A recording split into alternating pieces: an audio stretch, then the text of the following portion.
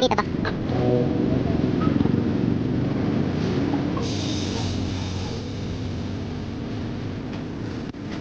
Wala pa yun.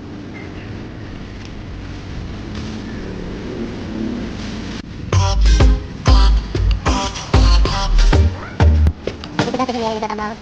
Kaya sa dito, bigla na kami. So, office ko lang isang tao. Ayun.